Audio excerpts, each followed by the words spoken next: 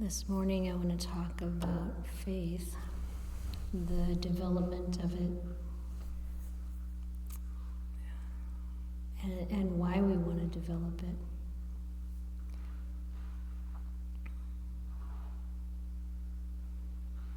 And maybe I'll start with the why. It takes faith to go beyond conventional reality. And conventional reality, what we mean by that is what we see, hear, taste, touch, smell, think. That's all wound up in the conditioning of our own personality and conditioning from our culture, our society, our history. And everything that we can perceive in those ways through ordinary reasoning or logical thought, even from anything that pops up from the past, it's all part of our conditioning. But awakening is beyond that, and what we might call ultimate reality or Nibbāna or pure consciousness or whatever words we might put to it is beyond what we can perceive with the senses. Every religion points at that. And that's where the true relief from suffering is. So it takes faith. And the faith can be developed in different ways. Or we might think of different kinds of faith. Leaving aside entirely blind faith, where you just are supposed to pick it up, whatever you're told. And just let that one aside. But when we think about development of faith that is solid, one more thing about that blind faith part. If we're expected to just believe based on being told we should, and we haven't really learned how to validate or verify that faith, I think there's always doubt underneath. And particularly when people become very adamant that their faith is correct, I think really there's doubt underneath. So we don't want to do that, and the Buddha did not encourage that. In fact, he was very clear that if we, just believe something because we're supposed to, or because we think it might be the right thing, it could turn out to be true, or it could turn out to be false. Either way. So you can believe in something really strongly, and it could turn out to be true or false. You could not believe in something, and it still could turn out to be true or false. So what he wanted us to do, and what we see practitioners doing, and what we see people who have realized Nibbāna in this lifetime that they have done, is to really use the faith of suspecting, at least, that there's something beyond the conventional, and then develop the capabilities which come in these 5 powers through samadhi, through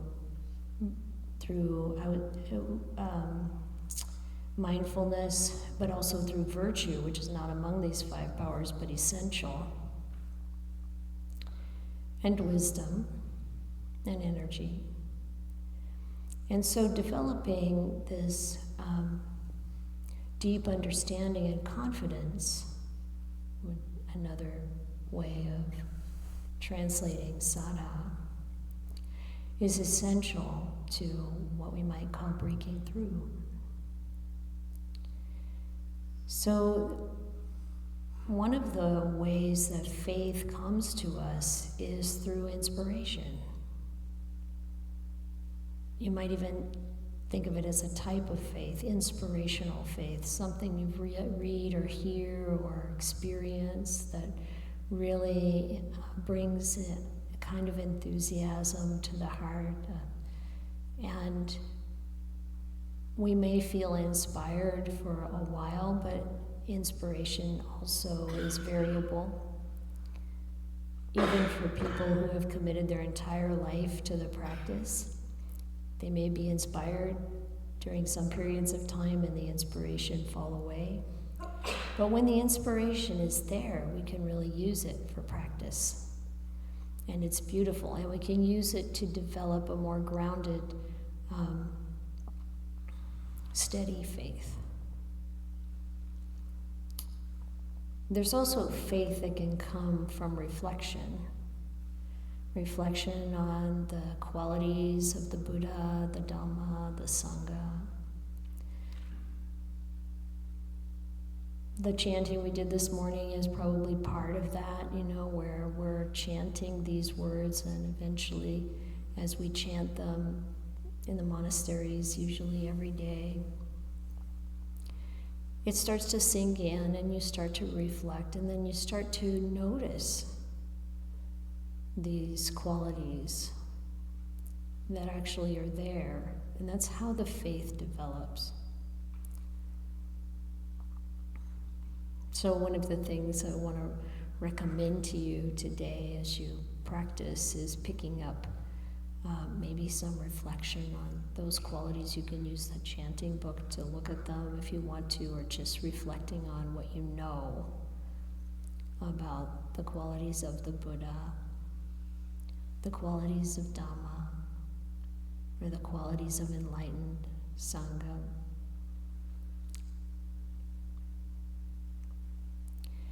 And a third sort of aspect or kind of faith is the faith that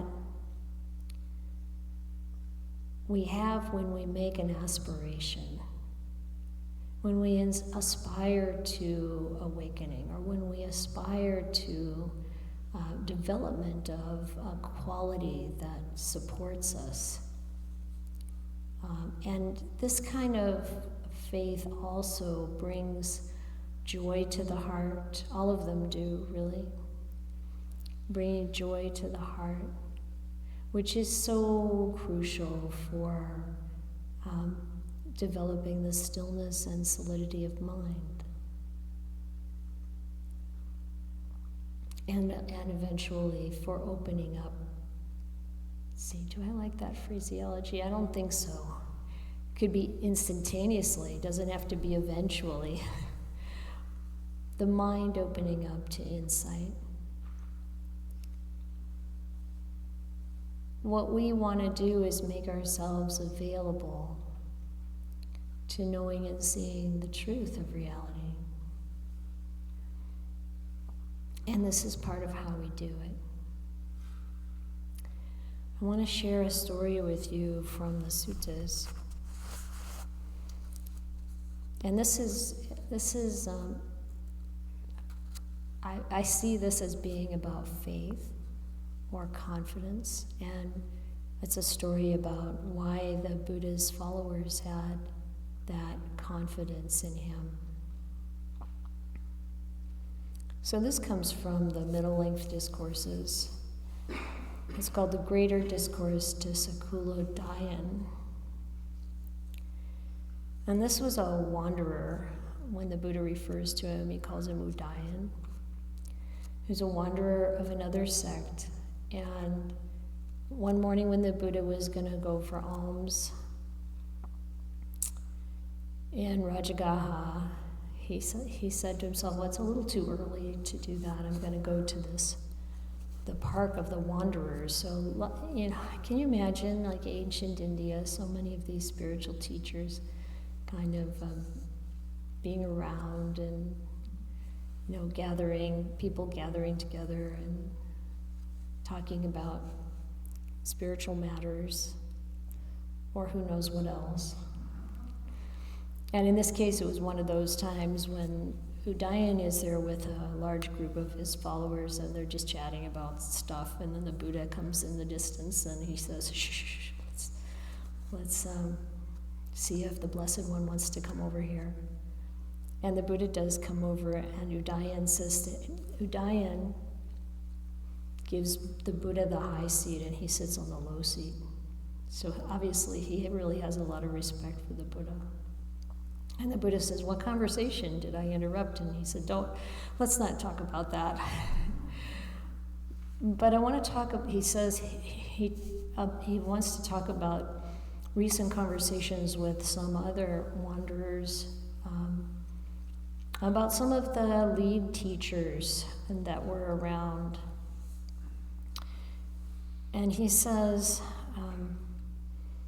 many of these recluses and Brahmins, these different spiritual seekers of various sects, had been gathering together, and they were sitting together talking.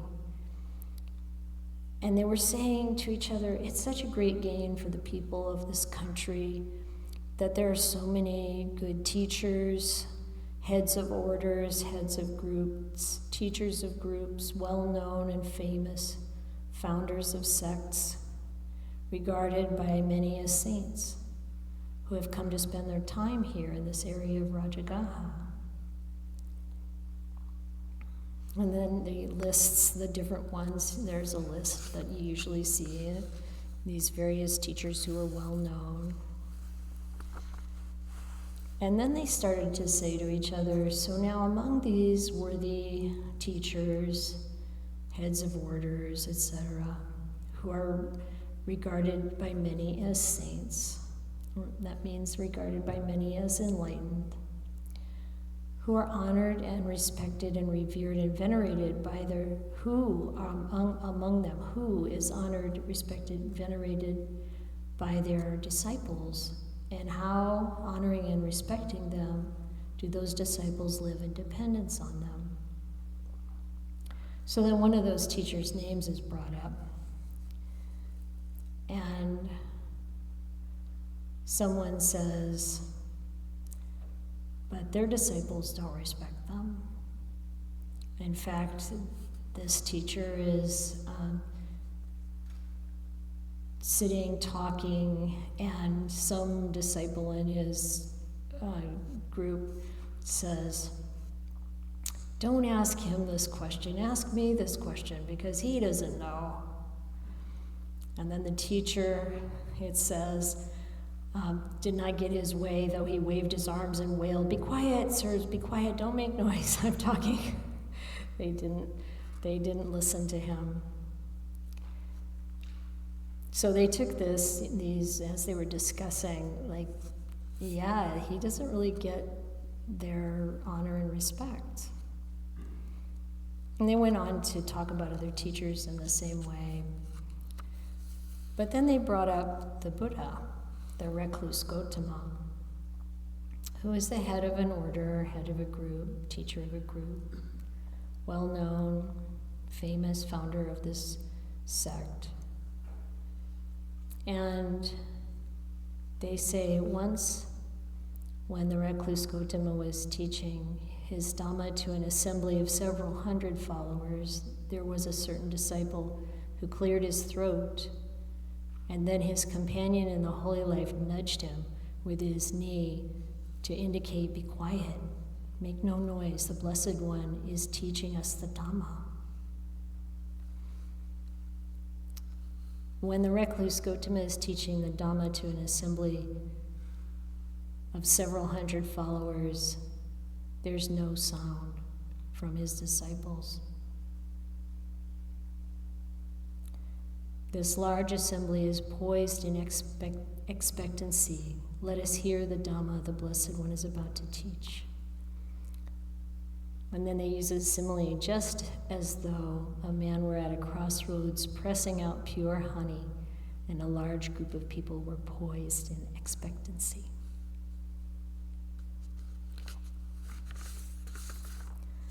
So then the Buddha asks Udayan, How many qualities do you see in me because of which my disciples honor, respect, revere, and venerate me and live in dependence on me, honoring and respecting me? And Udayan says, I see 5 qualities. And the Buddha asks him what they are, and he says, well, the Blessed One eats little and commends eating little. That's the first one. He's content with any kind of robe, commends being contented with any kind of robe. That's the second one. The third one is he's content with any kind of alms food and commends that contentment. And the fourth one, he's content with any kind of resting place and commends contentment with any kind of resting place. And fifth, the Blessed One is secluded and commends seclusion. I mean, these are some things that people often are really very awed by, living a very renunciant ascetic life. But the Buddha says to him, well, if that's why if my disciples honor and respect me because of that, then I have to say that there are disciples of mine who live on a cup full or half a cup full of food. But sometimes I eat a full contents of my alms bowl and even more. How would they honor and respect me for that? And then he says, I have some disciples who wear rag robes, refuse rag robes. They just find cloth wherever, castaway cloth, wearers of coarse robes. They collect rags from charnel grounds, rubbish heaps, and shops, and make them into patched robes and wear them. But sometimes I wear robes given by householders, robes so fine that pumpkin hair is coarse in comparison.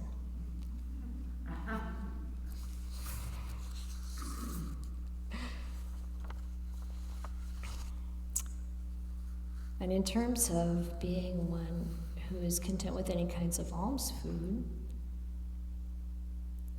I have disciples who are alms food eaters who go on unbroken alms round from house to house. Now what this means is when you're going for alms with your bowl, you would stop at every house even though you know some places give really good food and some places don't. You just take whatever is offered and that's what you eat. But he says sometimes I eat on invitation to meals where there's choice rice and many sauces and curries. And those disciples of mine, how would they respect me for that? If that's what they respect me for, they wouldn't really be respecting me. And then he says, talks about any kind of resting place. There are disciples of mine who are tree root dwellers and open air dwellers who have not used a roof for 8 months of the year.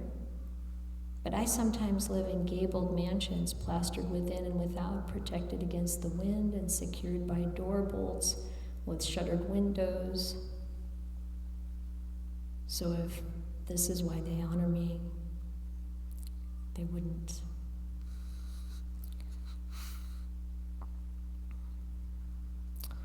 And finally, the recluse Gautama is honored for seclusion and commends seclusion. He says, well, I have some disciples who are forest dwellers, dwellers in remote resting places, who live withdrawn in remote jungle thicket resting places and return to the midst of the Sangha only once each half month for recitation of the Patimokkha. But sometimes I live surrounded by bhikkhus and bhikkhunis, by men and women lay followers, by kings and kings' ministers, and by other sectarians and their disciples. So if my disciples honor me with that thought, that I'm in seclusion and commend seclusion, those who are forest dwellers, etc., would not be honoring and respecting me. Badudayan, there are 5 other qualities because of which my disciples do honor, respect, and venerate me, and live in dependence on me, honoring and respecting me. So, of course, these are the ones we want to consider. The first one is, my disciples esteem me for higher virtue.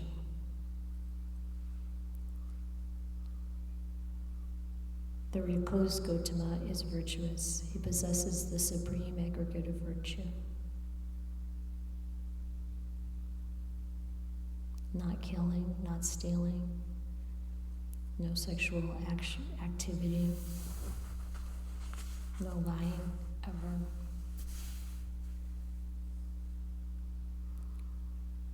Etc. Beautiful virtue. They esteem me for excellent knowledge and vision.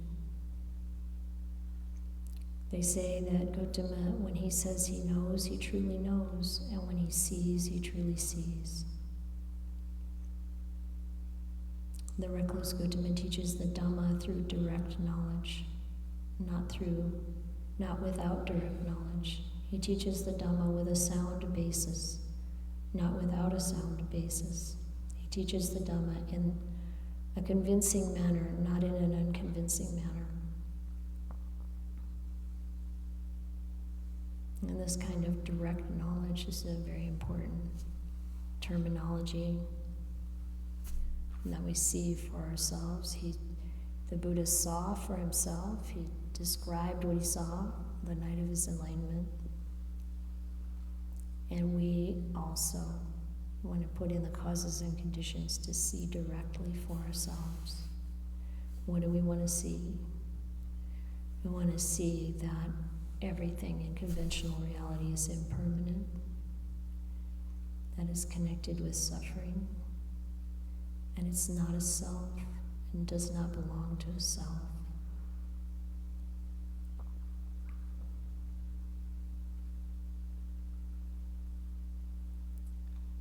Third, my disciples esteem me for higher wisdom.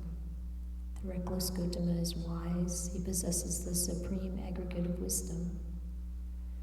It is impossible that he should not foresee the implications of an assertion, or that he should not be able to confute with reasons the current doctrines of others.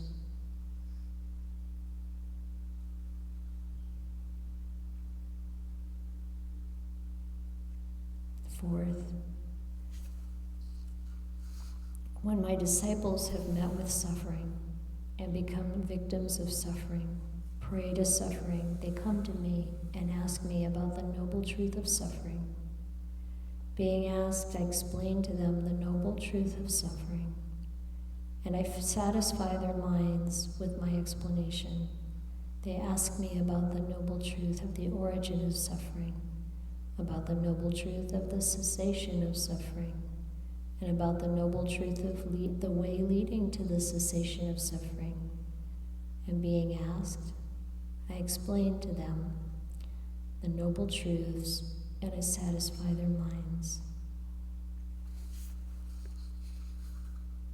And fourth, here he talks about the 4 foundations of mindfulness, the 4 kinds of right striving, the 4 bases of spiritual power, the 5 faculties, the 5 powers, 7 enlightenment factors, and the Noble Eightfold Path. All part of the wholesome states that we want to develop. So those are the reasons to respect and revere the Buddha and develop faith in the Buddha.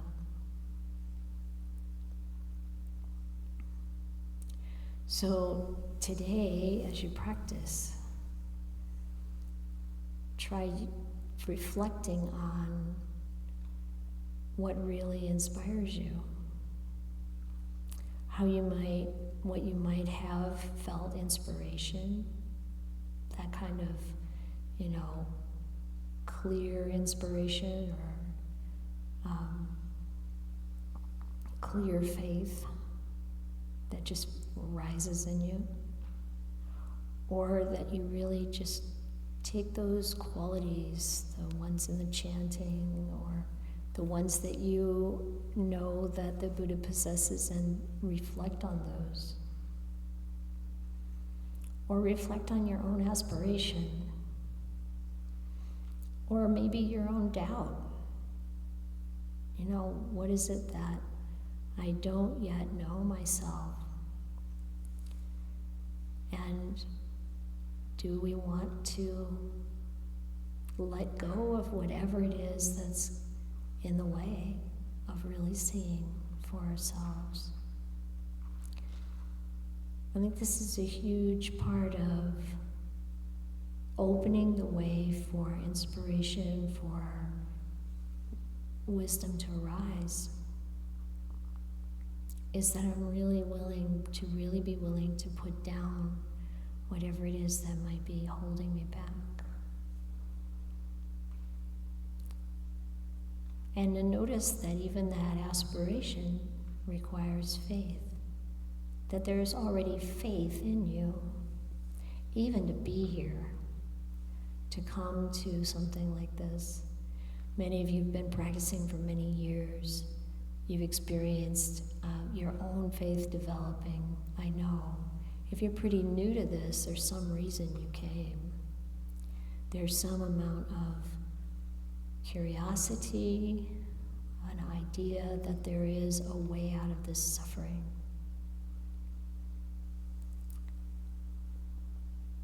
Notice when you're reflecting on faith, if it brings you joy. And if not, then make some adjustments to the way you're thinking about it. Just see how you might relax into stillness, relax into the beauty of this place, relax into whatever level of confidence already exists in you, and open yourself to more.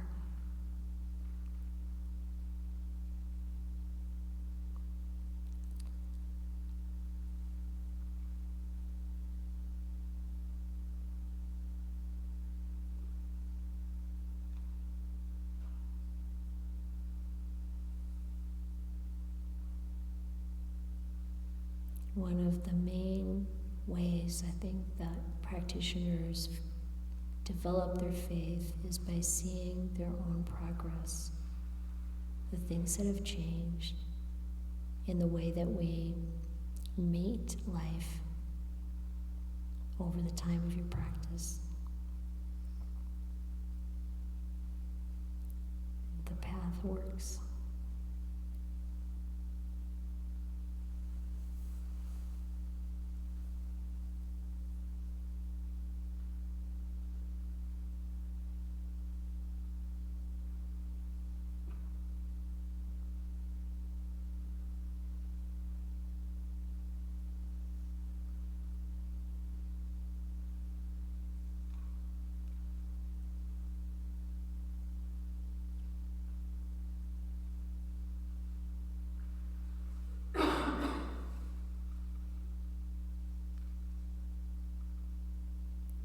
Be sure to put any questions you have in the basket. And if you haven't already, check the board to see if you're meeting with us this morning. We're going to be in the cabin over by just on the other side of the playground that has the green door. So it's the one more in the middle of things. So we'll see those of you who are on the list there at 10 o'clock.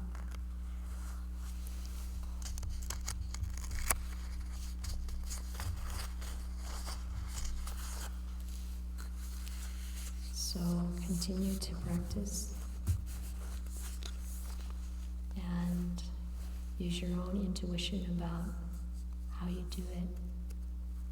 And let us know if you need any kind of support.